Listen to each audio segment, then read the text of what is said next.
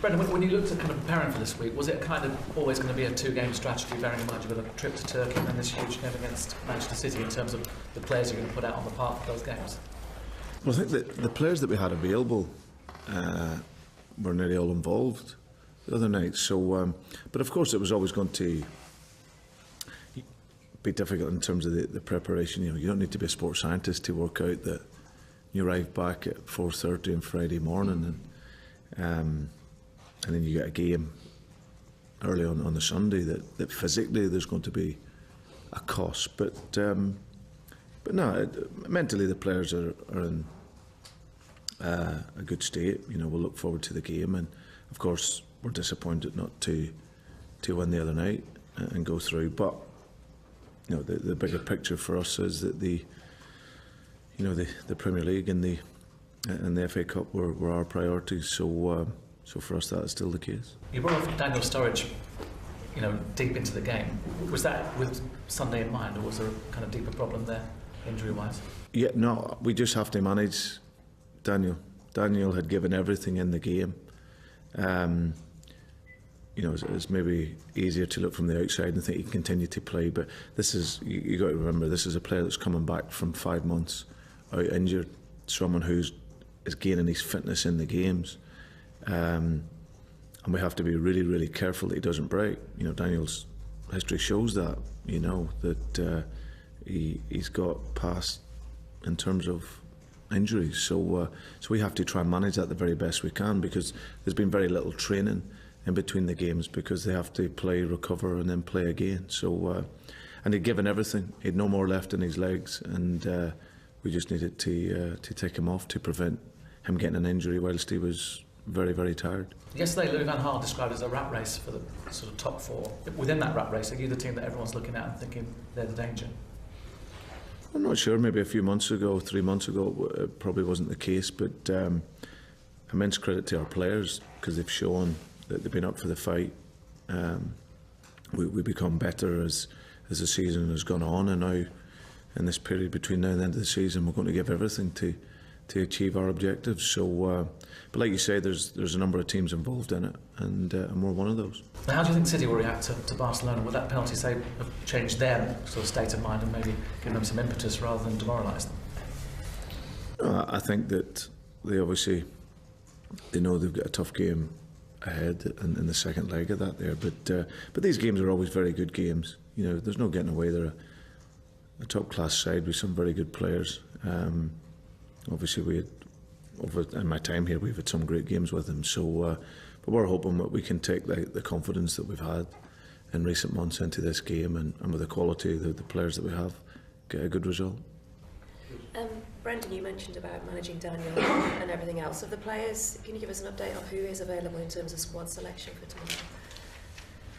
Well, it's going to be similar to what we had the other night. I think that we'll assess one or two of the boys that have been out, like Jordan Henderson and that. We'll have a look at Jordan, see how he is. Young Phil Coutinho will be fine.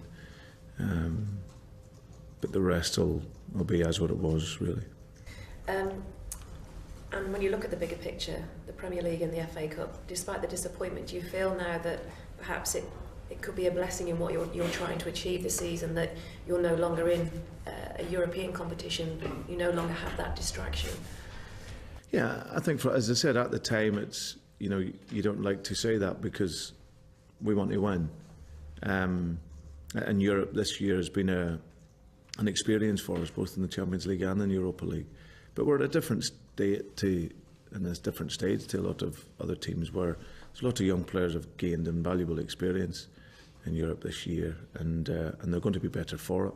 And for us going forward, we want to be, in those competitions and in the Champions League consistently for the next numbers of years. So this year they'll have gained great experience from it. But there's no doubt with that away and after next week's game against Burnley, we'll go to nearly one game a week, which will probably for the first time this season will give us the chance to fully prepare and be ready in every aspect. So, but no, it's been a real good learning season for us, and as I said, we want to finish off the season with those objectives, because out of the 3 competitions that we were in, those 2 were certainly the top 2. 79 points was enough for Arsenal last year to finish in 4th place. Manchester United have 47 at the moment in that 4th. Do you think it'll be a lower points tally to get there this year? I'm not sure. I'm really only concentrating on our next game, to be honest. 79 points was fairly high, I felt, last year. So, but no, I think it's going to be, a real interesting race, and my focus obviously on us and ourselves to keep our momentum going and keep the confidence going. Last year's game, was that one of the highlights for you in terms of a game? It was an outstanding football game. We could have been 3 or 4 up at half time, and obviously at 2-0 we were playing very, very well. Their quality gets them back into the game, and but then we showed that character that's in this group of players to come back and get the victory. And it was as I said, an outstanding football game, and where we played very well. So, but different game, different challenge for us, especially on the back of the travel and our midweek game. But we'll really relish it, and we're glad to be playing at home. And just on that note of the travelling, as you say, you've come back from Turkey on a Thursday night, you've got a midday kick-off on the Sunday. How do you get the time to plan the game plan versus Manchester City? Is that something you would do earlier in this week, even before? Yeah, certainly the preparation for that, along with the coaches and our analysis team, has been done prior to the European game, and obviously we spent time yesterday analysing and looking at that, and then obviously with our players, we'll do some work today. We've got our meetings with them this morning and later on this evening, and then obviously a final one tomorrow. So as much as we can, we do as much work as we can in order to prepare the players. Anything from City now? Martin? Yeah. Brendan, when you went out the Champions League, the next match you had to go to United, and although you played well, you lost heavily there. How do you sort of try and avoid almost a repeat of that this time? I'm going out in the Europa League and now you've got City at home. I haven't thought of that at all. It's irrelevant. It's just another game. It's a big game for us to play in. So I've not really considered that as in my thinking. Really, this is a team that, like I said, there's a physical cost to where we were at. But if you look at where the team is at and how we've been performing the last couple of months, there's no psychological damage from the other night, only a bit of disappointment. But for us, we enter into the game in confidence. We know it's going to be a tough challenge for us, but as I said, we'll relish that and look to get 3 points. You say there's no psychological damage from Thursday night. What's the process the players go through to sort of get over that? Is it easy to compartmentalise that and just leave it behind and move on to the certain strategy? Yeah, you can't dwell on it. I think that the players give everything over the 2 games. I was very proud of the players, how they dealt with a great atmosphere the other night. And speaking to some of the senior players, that's as good as an atmosphere they've ever been in and played in their life. So for a lot of our younger players to cope with that, that'll help them in the future. And it goes down to penalties.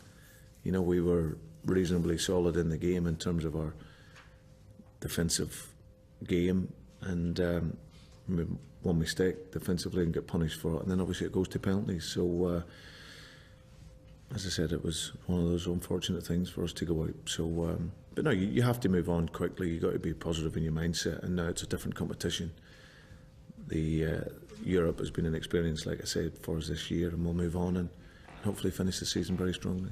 On those penalties, how's Dejan been since you came back? Have you spoken to him about it, or? No, I haven't spoken to him as of yet. As I said afterwards, he had the courage to step up, as a defender and take the penalty, and he's got wonderful technique, Dejan. It's just one of those things. Yeah, historically, City don't like coming to Anfield. The record shows that. If you beat them on Sunday, is that too much for them to do to win the title? Is it effectively a one-horse race? No, I still think there's a way to go. Like you'd seen them last year when we won the game there and at home played very well, but they went on and won the title. So and there's more games left in the season. So our focus is really for us to get the 3 points. you know, and really keep our momentum going forward. For them, they obviously want to win for different reasons, but it's obviously a big game, and you know, both teams look to win.